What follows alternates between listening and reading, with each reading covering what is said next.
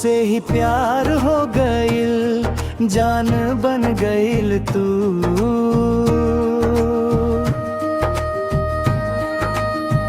सपना में भी आवेलू, पहचान बइल तू।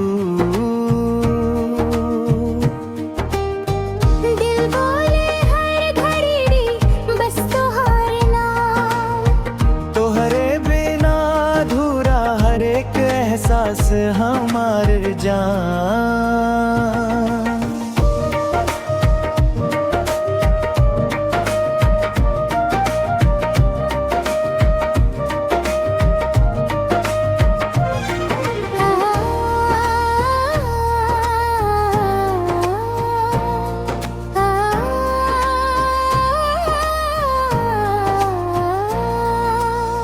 नैन तो हर कजरारी जादू करे छुप छुप, मुस्कान देख के तो हर दिल हो जाला बेकाबू सब।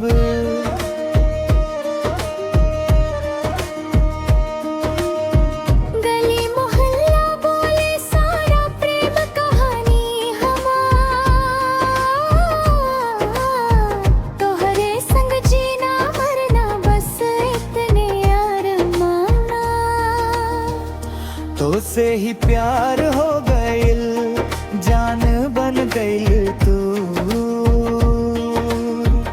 सपना में भी आवेलू, पहचान बन गइल तू।